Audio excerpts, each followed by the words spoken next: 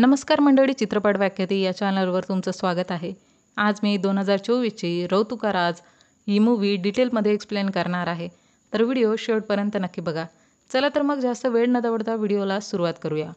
मूव्हीच्या सुरुवातीला आपण इन्स्पेक्टर दीपकला बघतो, जो उत्तराखंडच्या रौतू नावाच्या एका छोट्या शहरात पोस्टेड आहे आणि तो एकटा तिथे राहतो. दीपकला पोस्ट ट्रॉमॅटिक स्ट्रेस डिसऑर्डर म्हणजे PTSD असतो. म्हणजे त्याला खूप वाईट स्वप्न यायची, ज्यामध्ये तो त्याच्या प्रेमिकेसोबत असतो. जर आपल्या लाईफमध्ये असे काही इव्हेंट्स घडून गेले तर त्याचेच थॉट आपल्याला सतत हॉन्ट करतात. त्यालाच PTSD बोलतात. दीपकला न्यूज मिळते की ब्लाइंड मुलांच्या स्कूलमध्ये सेवाधामच्या वॉर्डनची डेथ झाली. सगळ्यांचं म्हणणं असतं की ही नॅचरल डेथ आहे आणि ती झोपेतच मरण पावली. पण तरीही इन्व्हेस्टिगेशनसाठी बॉडीला पोस्टमॉर्टमसाठी पाठवलं जातं. छोटं शहर असल्यामुळं खून वगैरेच्या काही घटना तिथं व्हायच्या नाही. म्हणून ज्युनियर ऑफिसरना त्या प्रोसेसची माहितीच नसते की आधी काय करायचं आणि नंतर काय. खूप निष्काळजीपणा आपण बघतो. सर्वात आधी बॉडीला हेमा आणि तिरजोगीने बघितलं असतं. हेमा वॉर्डनची असिस्टंट तर तिरजोगी प्रिन्सिपलचा असिस्टंट होता. वॉर्डनच्या रूमचा दरवाजा जेव्हा तोडून ओपन केला होता तेव्हा तिरजोगीने व्हिडिओ बनवला होता. तो व्हिडिओ त्याने ज्युनियर ऑफिसरला नरेशला फॉरवर्ड केला असतो. सिनियर ऑफिसर PM झाल्यानंतर लगेचच बॉडीला रिलीज करण्याची ऑर्डर देतात, कारण वरिष्ठांचं प्रेशर असतं. ते स्कूल असतं मनोज केशरी नावाच्या एका श्रीमंत व्यक्तीचं. तिरजोगी सांगतो की त्याचं आणि वॉर्डन संगीताचं लफडं होतं. आता आपण दीपकच्या आईवडिलांना बघतो, जे दीपकला घरी न्यायला आले होते, कारण दीपक मागच्या 10 वर्षापासून घरी गेला नसतो आणि दीपक आताही घरी जायला रेडी नसतो. दीपक आता केसरीला विचारपूस करतो.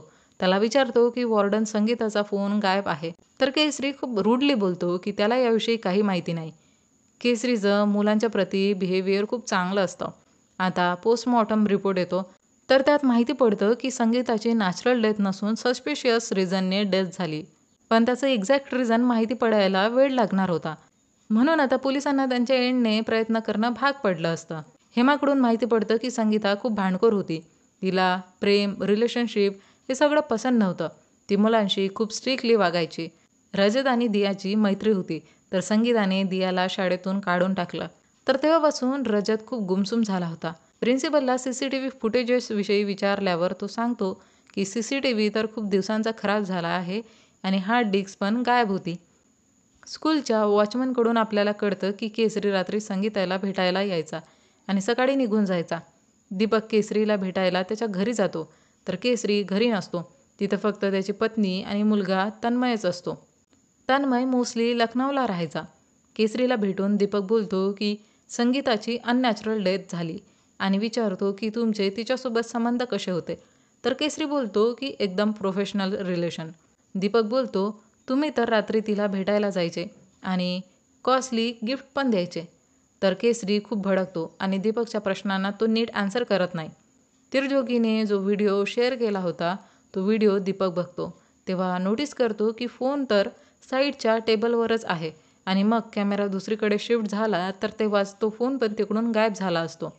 दीपक संगीताच्या रूमला चेक करतो, तर त्याला रूमच्या मागे एक इंजेक्शन पडलेलं दिसतं. म्युझिक टीचरकडून माहिती पडतं की संगीता खूप जुन्या विचारांची होती. दीपकचा खबरी सांगतो की जेव्हापासून संगीताची डेथ झाली तेव्हापासून दलाल जानी खूप दुःखात असतो. जानीला पोलीस पकडतात तर तो सांगतो की ज्या जमिनीवर ते स्कूल बनलंय ती रौतूची प्रमुख जमीन आहे आणि तिच्यावर माझी नजर कित्येक वर्षापासून होती. त्या जमिनीसाठी केसरीला कन्व्हिन्स करायला गेलो तर तिथं संगीता पण होती. तिनेच नंतर माझ्याशी कॉन्टॅक्ट केला आणि तिने जमीन देण्याचं प्रॉमिस केलं होतं आणि त्या बदल्यात 40 लाख तिने कमिशन मागितलं होतं. त्यातले 20 लाख मी तिला दिले पण होते, पण त्यानंतर तिचं बिहेवियर एकदम चेंज झालं. ती फोन उचलत नव्हती, मेसेजला रिप्लाय करत नव्हती. मला खूप राग आलेला, पण विश्वास करा सर, मी तिला नाही मारलं. आता पोलीस संगीताच्या घरी जाऊन चेक करतात तर तिथं फोन आणि पैसे दोन्हीही मिळतात, पण फोनला फॉर्मॅट केलं असतं. दीपक केसरीकडे जाऊन बोलतो की संगीताच्या घरून पैसे मिळालेत. त्यावर केसरी चिडून बोलतो, मला याविषयी काहीही माहिती नाही. दीपकचा संशय केसरीवर वाढतच होता, कारण त्याच्या ॲक्टिव्हिटीज पण संशयास्पद होत्या. दीपक सिकंदर नामक व्यक्तीला पकडतो. सिकंदर जानीच्या ओळखीतला होता. ज्या दिवशी संगीताची डेथ झाली होती त्याच दिवशी दोघांमध्ये खूप कन्व्हर्सेशन झालं होतं. ज्याने सांगतो की मी सिकंदरला संगीताला धमकावण्यासाठी सांगितलं होतं, कारण ती माझे पैसे परत करत नव्हती. त्यात जमिनीच्या मागे मी एकटाच नव्हतो, तर बाकी बिल्डर्स पण होते, होम मिनिस्टर पण आहेत. रोशन बिल्डरने तर प्रिन्सिपललाच खूप पैसे देऊन त्याच्याशी सेटिंग केली. प्रत्येकजण केसरीच्या मागे लागलेला होता की त्याने स्कूलची जागा विकावी, कारण त्या जमिनीची किंमत खूप होती. प्रिन्सिपल सुट्टी घेऊन त्यांच्या गावाला गेले असतात, तर दीपक त्यांच्या येण्याची वाट बघत होता. दीपकला ही गोष्ट खूप इम्प्रेसिव्ह वाटली की त्या मुलांना डोळे नसूनही ते त्यांचं जीवन एकदम नॉर्मल लोकांसारखं जगत होते. ही स्किल त्यांनी डेव्हलप केली होती. तर या गोष्टीचं दीपकला खूप कौतुक वाटतं. दीपक रजतला भेटून दियाविषयी विचारते, तर तो सांगतो की ती या स्कूलमध्ये नसेल तर ते मी सहन करून घेईल, पण जर ती माझ्या मैत्रिणीसारखी या जगात नसेल तर ते मी सहन करू शकणार नाही. दीपक त्या मैत्रिणीविषयी विचारतो, तर रंजन काही न बोलता तिकडून निघून जातो. दीपकला संगीताच्या फोन चोरीचा डाऊट प्रिन्सिपलवरच असतो. त्याला समजायला येत नाही की त्या फोनमध्ये असं काय होतं की त्या फोनला फॉर्मॅट करून सगळा डेटा उडवला गेला, पण त्याने डेटा बॅकअपसाठी फोनला पाठवलं असतं. आणि तो रजतच्या फ्रेंडविषयी पण खबर मिळवण्यात लागलेला असतो. ऑफिसर नरेशला चौकीदारकडून पायलविषयी माहिती मिळते आणि रजत पण पायलविषयीच बोलत होता.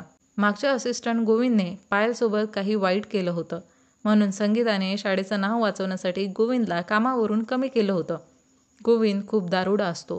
दीपक दियाकडे जाऊन विचारतो की संगीताने तिला स्कूलमधून का काढलं, तर दिया सांगते की वॉर्डनला रजत आणि माझी मैत्री पसंत नव्हती.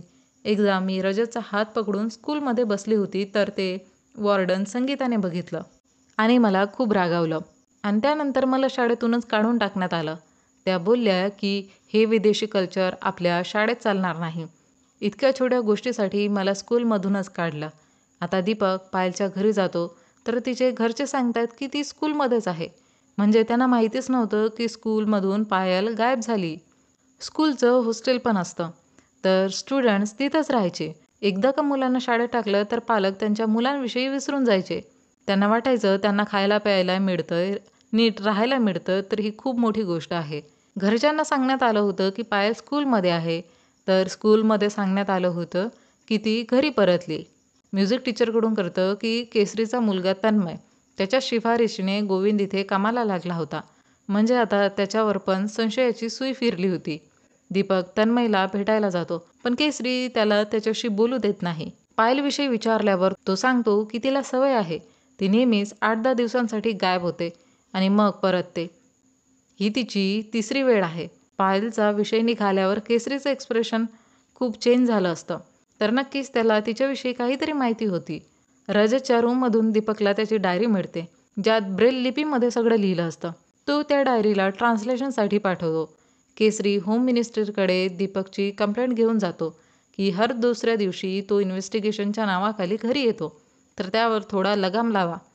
आपण होम मिनिस्टरला रोशन बिल्डरशी बोलताना बघतो, त्या स्कूलच्या जागेसंदर्भात. म्हणजे त्याचा पण काहीतरी गेम प्लॅन तिकडे सुरूच होता. दीपकला गोविंद मिळतो, तर त्याला पिटल्यावर तो सांगतो की माझ्याकडून ही खूप मोठी चूक झाली. त्या दिवशी दारूच्या नशेत मी तिचा फायदा घेऊ बघितला. तिचं तोंड दाबून मी तिला लेडीज बाथरूममध्ये घेऊन गेलो, पण ती पाय घसरून पडली आणि खूप ओरडू लागली. तर मी काही करण्याआधीच तिथं वॉर्डन संगीता आली आणि तिला हा सगळा प्रकार समजला, तर तिने मला तिकडून हकललं. त्यानंतर तिने पायलला पण खूप रागवलं असतं की इतक्या रात्री अशी हिरोईन बनून निघशील तर हेच होणार ना.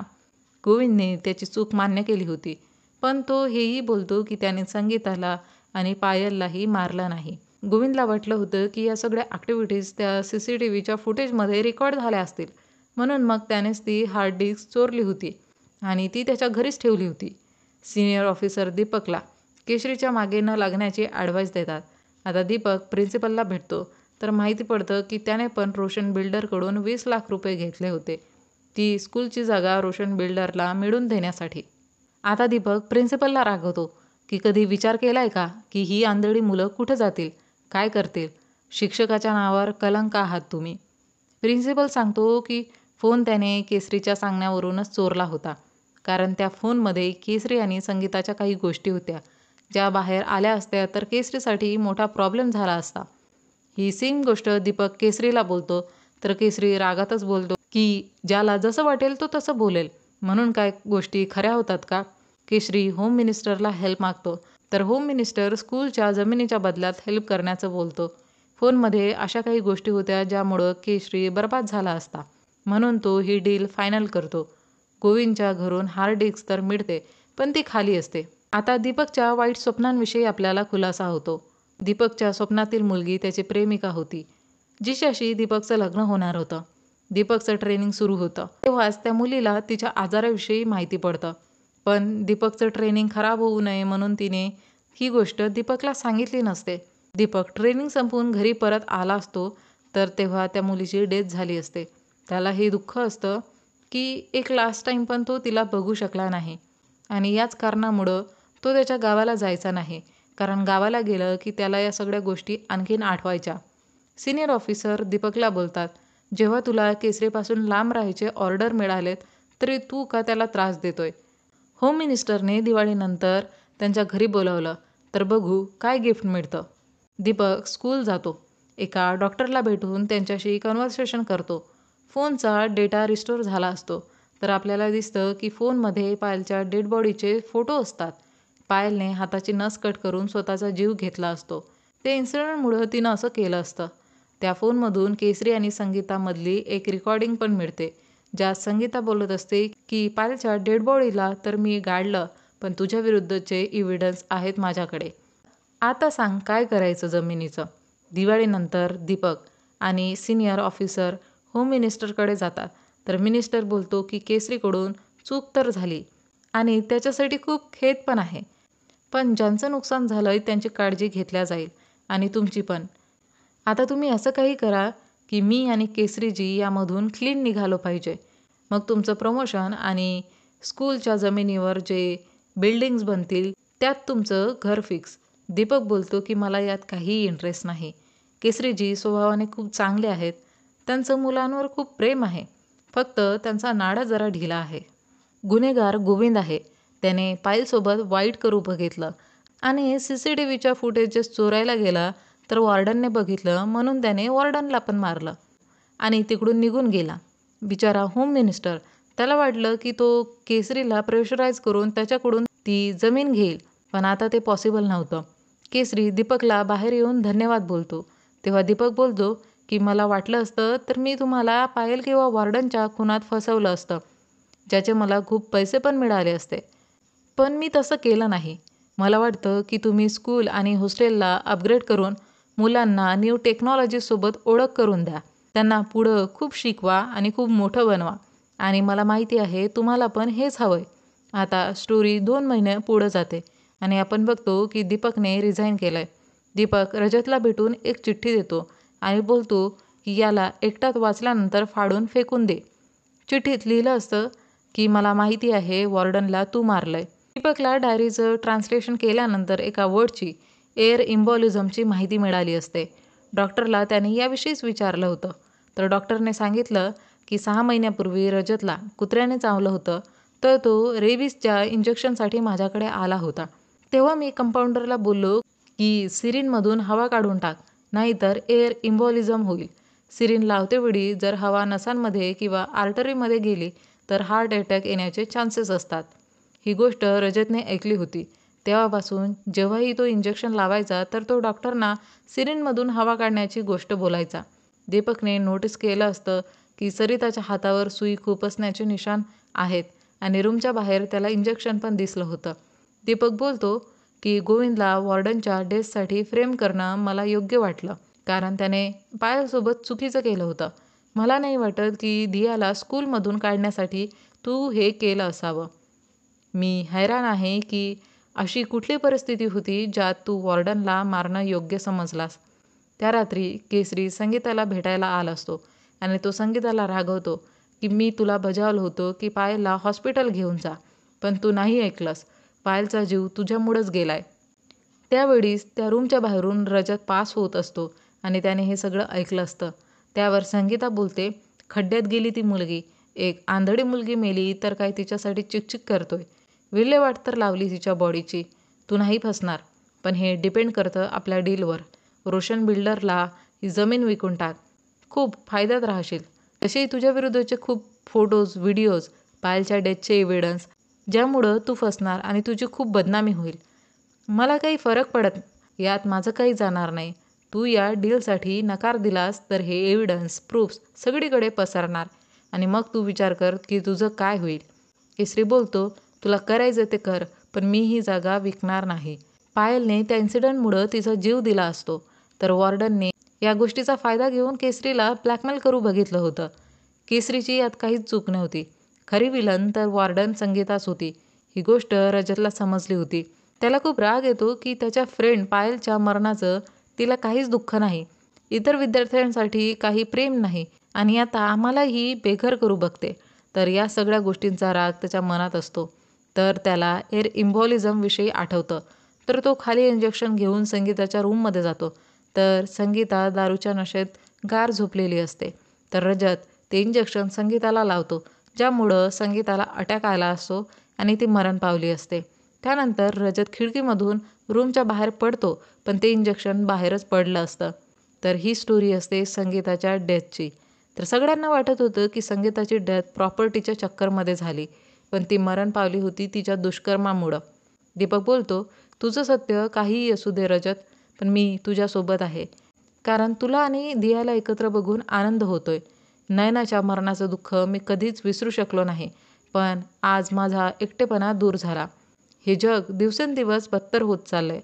तुला बदला घेण्याचे आणखी खूप चान्स देत राहील, पण ही सिच्युएशन परत आली तर एक गोष्ट लक्षात ठेव की प्रत्येक लढाई लढून जिंकल्या जात नाही. काहीमध्ये आपल्याला शांत पण राहावं लागतं. तर इथून पुढे प्रत्येक लढाई विचार करूनच निवड आणि विचारपूर्वकच लढ. कारण बरोबर आणि चूक हे आपल्या दृष्टिकोनावर डिपेंड करतं. आता आपण दिया आणि रजतला सोबत बघतो आणि दीपक पण घरी कॉल करून येण्याचं सांगतो आणि इथे मूवीचा द एंड होतो. तर मंडळी, हे होतं रौतुका राज मूवीचं एक्सप्लेनेशन. व्हिडिओ आणि माझं एक्सप्लेनेशन आवडल्यास व्हिडिओला लाईक, शेअर आणि कमेंट करून चॅनलला सबस्क्राईब करायला विसरू नका. सोबतच बेल आयकनला प्रेस करा, म्हणजे येणारा प्रत्येक नवीन व्हिडिओची नोटिफिकेशन तुम्हाला सर्वात आधी मिळेल आणि तुमचा एकही व्हिडिओ मिस होणार नाही. चला तर मंडळी, भेटूया लवकरच एका नवीन व्हिडिओमध्ये. तोपर्यंत टाटा, बाय बाय.